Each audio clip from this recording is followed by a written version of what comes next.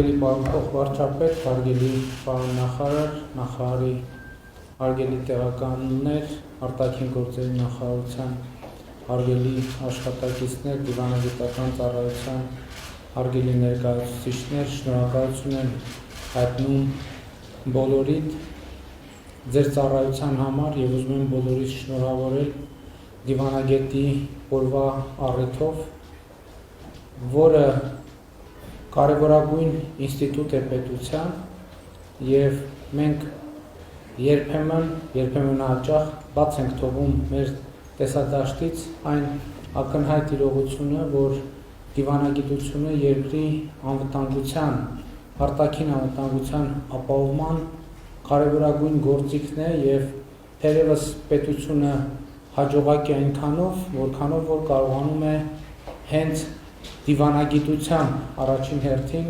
ապահովել սեփական անվտանգությունը, արտաքին անվտանգության մասին է խոսքը եւ բարենպաստ միջավայր ձևավորել արտաքին աշխարհում։ Դիվանագիտական ծառայության առաքելությունը Հայաստանի շահերի եւ Հայաստանի Հանրապետության համար արտաքին աշխարհում առավել նպաստավոր դիրքեր եւ իրադրություն ստեղծելն է, որպեսզի Հայաստանի Հանրապետության ասելիքը առավել հասկանալի եւ ընդունելի լինի արտաքին աշխարհում, բայց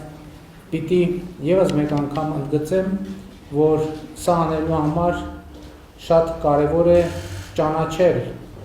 մանրամասնորեն ճանաչել այն արտաքին միջավայրը, որում մենք գործում ենք, որովհետեւ սրանից է կախված մեր ասելիքի բովանդակությունը եւ մեր ասելիքի հաջողությունը, որովհետեւ հենց արտաքին միջավայրի ընկալումներից է կախված եւ արտաքին միջավայրի մեր ճանաչումից պիտի կախված լինի, թե մենք ինչը եւ ինչպես ենք ներկայացնում կամ ինչպես ենք ներկայացնում եւ ներկայանում որպես անկախ պետություն, որովհետեւ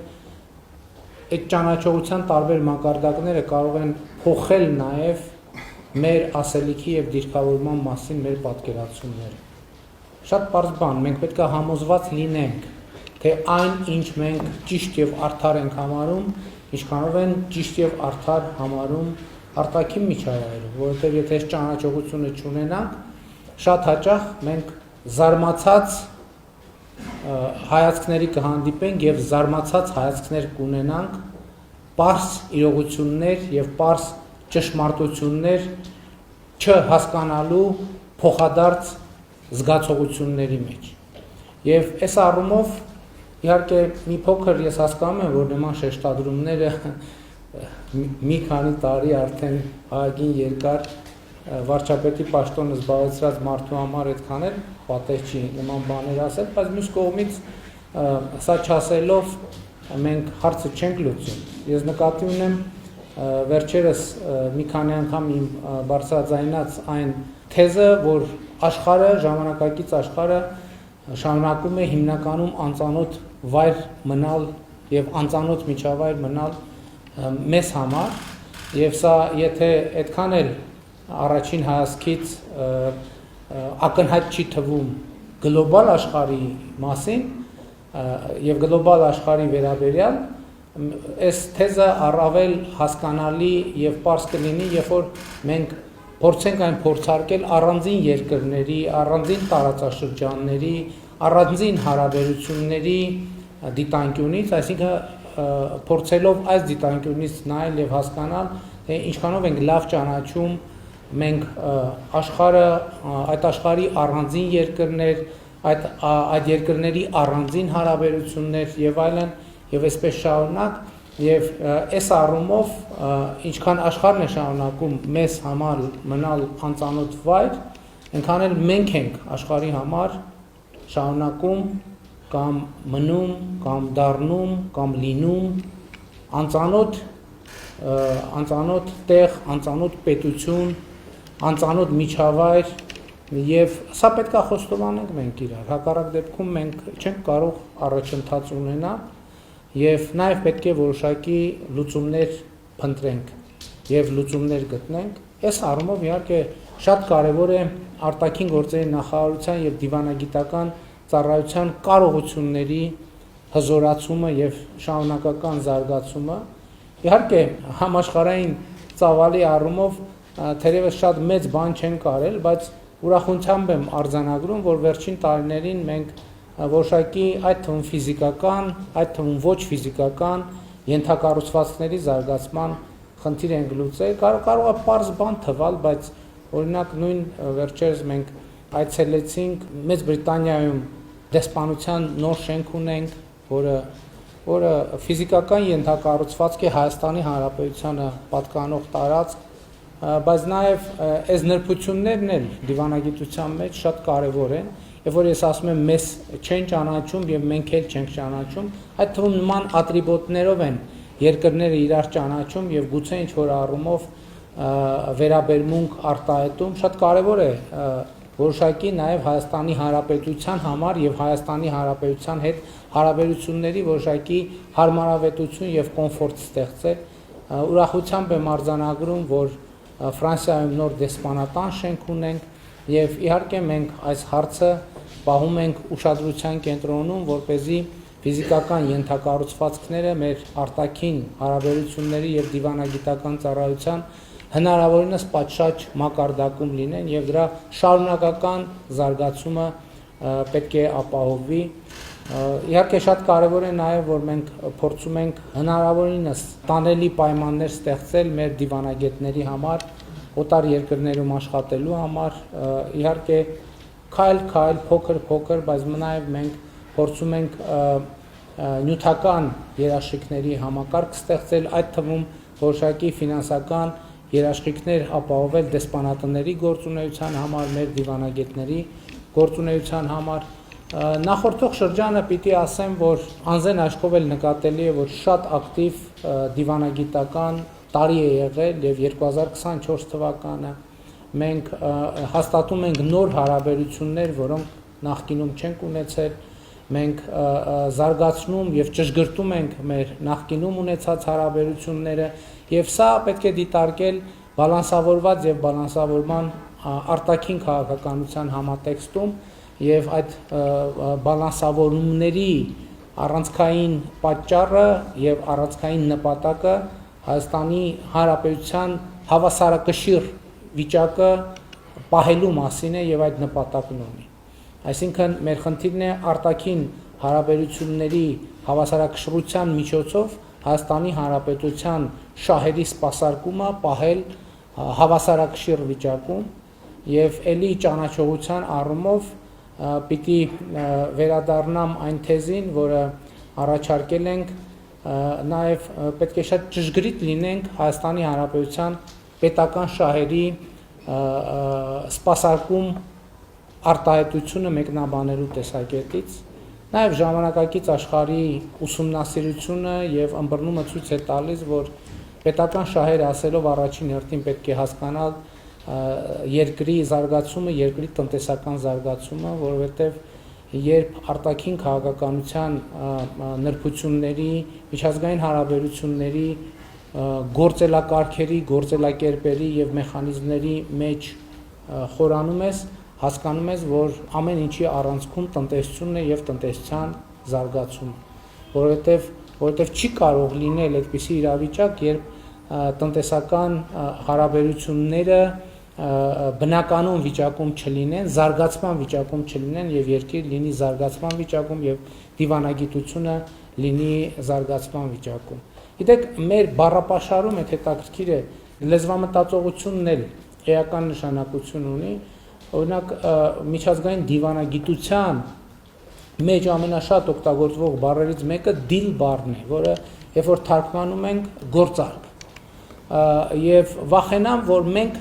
արտաքին հարաբերությունները միշտ չէ եւ ամեն տեղ չէ, որ գործարքի տրամաբանությամբ ենք դիտարկում, ընդհակառակ այս գործարք բառը մեզանում ինչ որ բացասական բան ունի, բացասական համատեքստ կամ ենթատեքստ ունի, մինչդեռ հենց միջազգային հարաբերությունների առաջնային նպատակը գործարքներ կնքելն է բառից բուն եւ բառից փոխաբերական իմաստով։ Բառս բուն, որ միջազգային հարաբերությունների արդյունքը բազմաթիվ, ինչքան հնարավոր է շատ պայմանագրերն են, եւ բայց մյուս կողմից նաև ոչ պայմանագրային գործարքներ կան, բանավոր պայմանավորվածություններ, ջենտլմենական պայմանավորվածություններ, միջպետական պայմանավորվածություններ, եւ այս առումով իրականում մեր արտաքին քաղաքականության եւ մեր արտաքին գործերի արդյունավետությունը գնահատելու համար մենք պետք է այստեղ էլ փորձենք թվային արտահայտություններ ունենալ։ Օրինակ նախորդող շրջանում մենք քանի գործարք ենք կնքել, քանի պայմանագիր ենք կնքել, քանի փաստաթուղթ ենք կնքել եւ դրանք ինչ բովանդակություն են բերել Հայաստանի Հանրապետության քաղաքականության ամենատարբեր ոլորտներին եւ սա շատ կարեւոր մոտեցում է, որ մենք մեր գործունեության արդյունքները ամենուր եւ բոլոր տեղերում պետք է կարողանանք արտահայտել թվերով։ Ընդ որում, եթե հնարավոր լինի դա արտահայտել ֆինանսական թվերով, դա շատ ավելի լավ կլինի, հասկանալով, որ միշտ չէ եւ ամեն տեղ չէ, որ դա հնարավոր է, բայց մյուս կողմից նաեւ փորձը ցույց է տալիս, որ այն գործունեությունը, որը հնարավոր չի լինում արտահայտել թվերով, այդ գործունեությունը շարունակում է մնալ տեսական, շատ կոնկրետ գործնական արդյունքներ չբերելով։ Ես այսօր չեմ կարող չանդրադառնալ նաեւ խաղաղության գործընթացին եւ գիտեք նաեւ եւ դուք դրանով զբաղվում եք ամեն օր, որ խաղաղության օրակարգը մեր առաջնահերթություններից մեկն է, բայց նաեւ մյուս կողմից մենք պետք է հասկանանք եւ ի սկզբանե էլ գիտեինք, որ խաղաղության օրակարգի սպասարկումը հեշտ խնդիր չէ։ Բայց ես կարծում եմ, որ մեր տրամադրվածությունը պետք է չլինի, կամ առնվազն մեր տրամադրվածությունը պետք է փոխվի։ Լավ փորձենք, ստացվեց, չստացվեց, դե ինչ արած։ Ես կարծում եմ, որ մեր տրամադրվածությունը պետք է լինի հետեւյալը, եթե մենք դա որդեգրել ենք, նշանակում է դա համապատասխանում է Հայաստանի պետական շահերին եւ հետեւաբար մենք պետք է լուծենք մեր խնդիրը եւ մեր խնդիրը պետք է լուծենք հենց իմ նշած բանաձևերի արդյունքում աշխարհը, տարածաշրջանը, հարաբերությունները, մարտահրավերները, հնարավորությունները եւ սպառնալիքները ավելի լավ եւ ավելի խորը ճանաչելու միջոցով եւ ես ուզում եմ հավատալ, որ մենք գնում ենք այս ճանապարհով, ես ուզում եմ հավատալ եւ ես տեսնում եմ, որ մենք գնում ենք այս ճանապարհով եւ շատ կարեւոր է, որ այդ ճանապարհը լինի շարունակական, որովհետեւ նաեւ դիվանագիտության մեջ իհարկե ճկունությունը շատ կարեւոր է, բայց նաեւ պետք է դա նույնպես ճիշտ հավասարակշռության մեջ լինի հետեւողականության հետ։ Մյուս կողմից իհարկե այդ ճկունությունը պետք է նաեւ ավելի արդյունավետ դառնա աշխարհը, մեր միջավայրը, տարածաշրջանը, հարաբերությունները ավելի լավ ճանաչելու միջազգային իրադրությունը ավելի օպերատիվ եւ ավելի ամբողջական եւ ավելի խորը գնահատելու մեջ, որովհետեւ շատ կարեւոր է իրադրության գնահատումը, որովհետեւ ոչ մի բան տվյալ պահից, տվյալ իրավիճակից կտրված գոյություն չունի։ Ամեն ինչ, որ քննարկվում է այսօր, առաջին հերթին կապված է այսօրվա համատեքստի հետ, իհարկե ցանկացած բան, այդ թվում արտաքին հարաբերություններում ունի նաև պատմական համատեքստ եւ ունի նաև ապագայի համատեքստը եւ նաև այստեղ էլ է պետք որ ճիշտ բալանսներ ձևավորվեն, ընդ որում ես ուզում եմ ասել, որ ճիշտ բալանս չի նշանակում ամեն ինչից հավասար չափով, որովհետեւ դա կախված է թե որտեղ է հենման կետը, որովհետեւ այսօրն է այդ հենման կետը, որովհետեւ այդ հենման կետում մի դեպքում կարող է ճիշտ բալանսը լինել, այդ հավասարակշռությունը պահվել այդ թևերից որևէ մեկի գերակշռման պայմաններում։ Ես հույս ունեմ, այս միտքը շատ բարդ չհնչեց, որովհետև ցանկացած հավասարակշռություն կախված է նրանից, թե հենման կետը որտեղ է, որովհետև հավասարակշռությունը հենման կետի վրա է, իսկ հենման կետը այսօր է, այսօրվա պահանջմունքները, այսօրվա պայմանները եւ այսօրվա սպառնալիքները եւ անհրաժեշտությունները։ Ես ուզում եմ կրկին շնորհավորել մեզ դիվանագետի օրվա առիթով եւ հավատալ, որ իհարկե սա տոն է մասնագիտական, որի նշանակությունը պետք է գնալով ավելի մեծանա, նաև մենք մասնագիտական տոներ ընդգծելու եւ կատարված աշխատանքը գնահատելու կուլտուրան նույնպես պետք է մեր մոտ զարգանա, որովհետեւ իհարկե ակնհայտ է, որ կատարվում է մեծ աշխատանք։ Իհարկե ակնհայտ է, որ այդ աշխատանքը կատարվում է մեծ նվիրումով։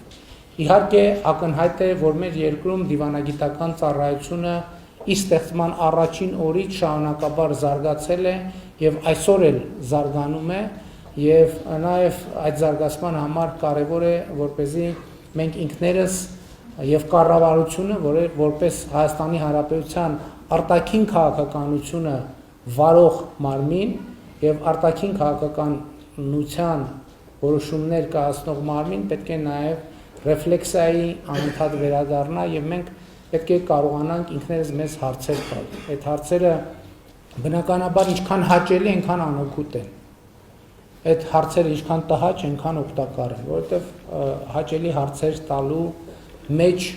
կամ համար մեծ խիզախություն կամ մեծ ջանք չի պահանջվում, բայց ես կարծում եմ, որ մենք պետք է կարողանանք ինքներս մեզ տհաճ հարցեր տալ, եւ մենք դա անում ենք։ Եվ մենք ճիշտ ենք անում, որ այդպես անում ենք, բայց դա այսօրվա համար չի, այսօր մասնագիտական տոն է եւ ես հույս ունեմ, որ այս տարի համընկել է ոչ աշխատանքային օրվա հետ, հույս ունեմ, որ ոչ աշխատանքային օրով կարողացել եք մասնագիտական տոնը ոչ աշխատանքային միջավայրերում նշել։ Կրկին շնորհավորում եմ բոլորիս դիվանագետի օրվա առիթով եւ ուզում եմ բոլորից շնորհակալություն հայտնել ձեր կատարած աշխատանքի եւ անմնացորդ նվիրումի համար։ Շնորհակալ եմ։